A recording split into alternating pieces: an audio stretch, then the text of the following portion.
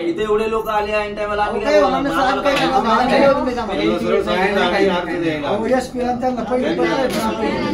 Sir याचा Xerox काढा आणि दोन्ही पेपर इकडे आणा. बॅग कोणाकडे रे? तुमच्याकडेच आहे ना? विशालकडे. विशाल बॅग मध्ये.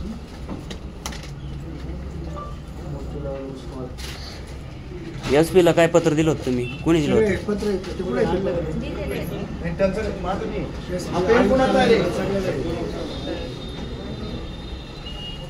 भाई सर तेवढं ते शेळके सरांना कॉल करा. त्यांच्याशी बोलून घ्या. शेळके सरांचा नंबर सेव्ह केलेला फोन कोणाकडे आणि त्यांचा उचलला पाहिजे त्यांनी. नाही शक्यता कमी. मध्ये मला नंबर द्या. चला माझाच उचल. चला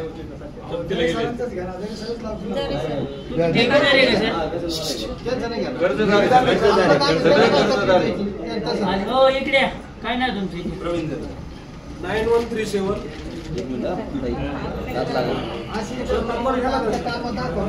हा पुढं 9137 थांबा, आवाज शांत. शेळकेंचं फर्स्ट टाइम काय हो? मुकुंद शेळके काय नाव आहे? 9137527674. मुकुंद मोतीलाल ओसवाल. 9137527674. फोटो आहे तुमच्याकडे? फोटो आहे का? मुकुंद शेळकेंचा फोटो कोणाकडे आहे? फोटो आहे का?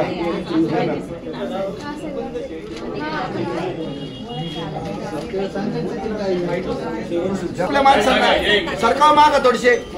सरका माग या ताई या.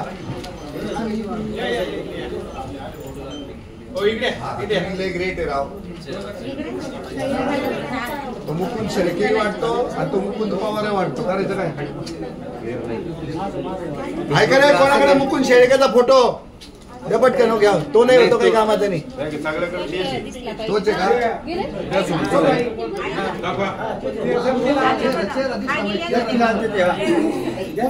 हो चला सोडा तो फोटोचा विषय. चला कपडा मध्ये आहे नाही ना?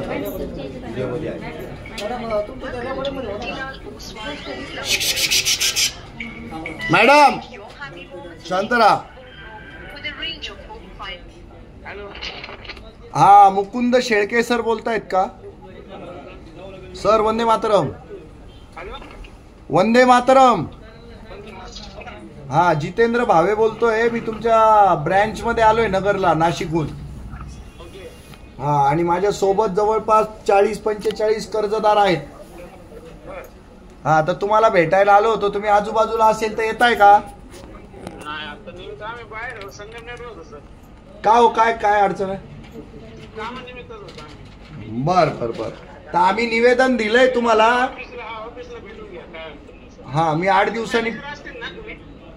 नाही कोणीच नाही येते. हे आहेत जरे.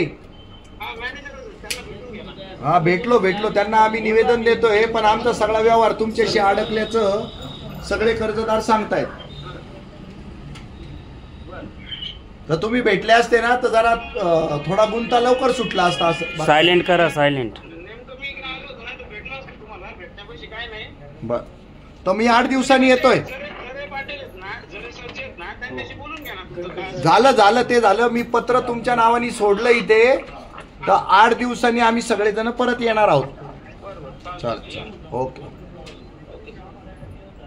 चल घ्या. हा लोक अदालतच्या ज्या नोटिसा टाकल्या आम्हाला नोव्हेंबर मधल्या, त्या इथल्या लोक अदालतच्या जिल्हा कोर्टाच्या नाही पुण्यातल्या दिल्या आम्हाला. म्हणजे इथून 1000 रुपये घालून अख्खा दिवस घालून आमचं म्हणणं सुद्धा ऐकून नाही घेतलं. सेटलमेंटला गेलो आम्ही 50 लोक इथून, पण ते म्हणणं सुद्धा ऐकून नाही घेतली आमच्या. 7 पोते कोणी 7 पोते त्या नोटीस टाकल्या त्या.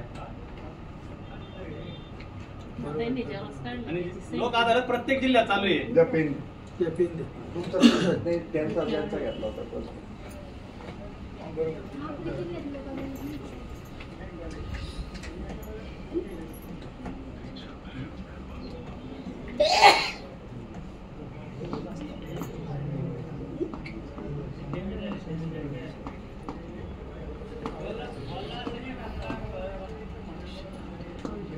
कसे बस जातं त्याचं शांततेत. हा काही अडचण नाही आपलं झालं आम्ही घेऊन जातो. सर लाईव्ह आहे 2 मिनिटं बोला ना. हा, वंदे मातरम. परत एकदा. नाही लाईव्ह. हा, वंदे मातरम. आज मोतीलाल ओसवाल अहिल्यानगर शाखेमध्ये आलेलो आहे. साधारण 45 ते 50 कर्जदार आमच्या सोबत आहेत. कर्जदारांचा प्रश्न असा आहे की त्यांनी घेतलेली कर्ज रक्कम आणि आज ते वसुलीसाठी मागत असलेली कर्ज रक्कम याच्यामध्ये जमीन आसमानचा फरक आहे. अव्वाच्या सव्वा वसुली केली जाते, पठाणी वसुली केली जाते. तर त्याचा धिक्कार करण्यासाठी आणि त्याचा हिशोब मागण्यासाठी लोक इथं आलेले आहेत. कर्जाचा कालावधी दिलेला होता 20 वर्ष आणि 5 वर्षात जे गागून उठले की आमचे पैसे आम्हाला परत द्या. या वसुल्या करताना नोटिसा सुद्धा अशा बजावल्या जातात की कर्ज घेतले अहिल्यानगरमध्ये आणि कोर्टात हजर व्हा पुण्याच्या, कोर्टात हजर व्हा मुंबईच्या, अशा पद्धतीचा सगळा गोलमाल चालू आहे. जप्तीला सुद्धा लोक येतात तर त्यावेळेला महसूलचा अधिकारी नसतो. एकदा महसूलची परवानगी जर काढली तर वारंवार तारखा बदलून वेगवेगळ्या पार्ट्यांकडे फेक डॉक्युमेंट घेऊन जाऊन जप्त्या करणे, वसुली माफिया टोळ्यांचा सहारा घेऊन कर्जदाराला धाकदपटशा करणे, शिवीगाळ करणे, अशा पद्धतीचे सगळे कामं चालू आहेत. तर त्याचा हिशोब मागायला आम्ही त्यांच्याकडे आलेलो आहे आणि आमच्या ह्याच्यामध्ये मागण्या आम्ही ठेवलेल्या आहेत. त्याच्यामध्ये प्रमुख मागणी काय आहे? कर्ज घेतलं का? तर हो, कर्ज घेतलेलं आहे.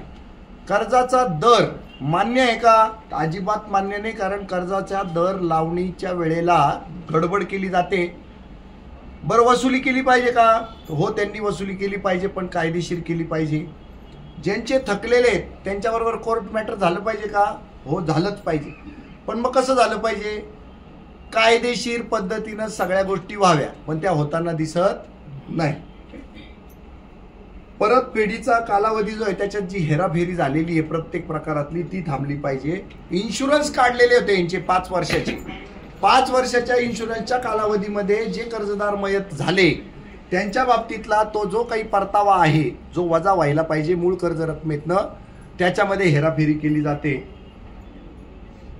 आणि सगळं बेकायदेशीर वसुल्या पण चालू आहेत, बेकायदेशीर हिशोबही दाखवला जातोय.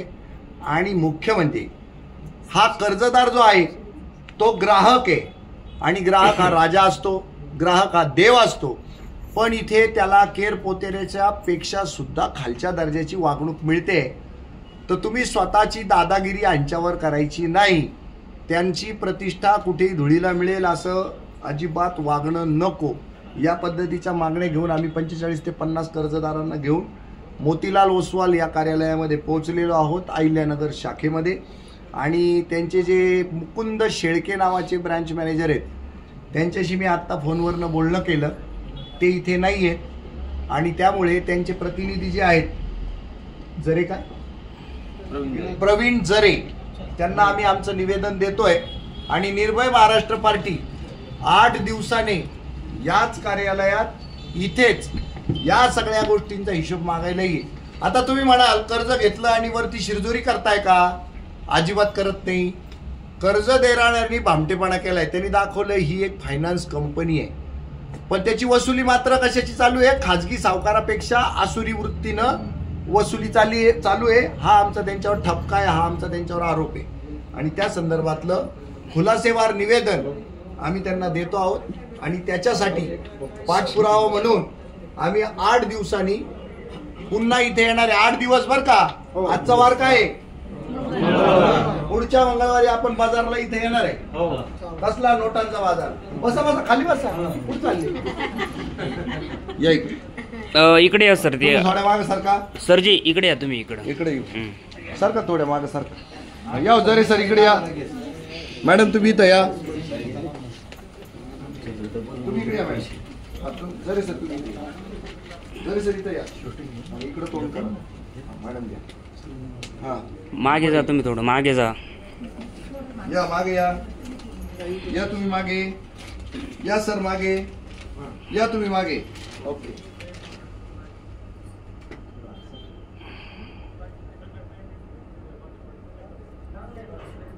ठीक आहे. मला फक्त याची ना एक शिक्का मारून द्यायचा मॅडम. झेरॉक्स काढून एक कॉपी कोणाकडे तरी ठेवा. कोणाकडे हिशोब तुमचा सगळा. मॅडम आपली कॉपी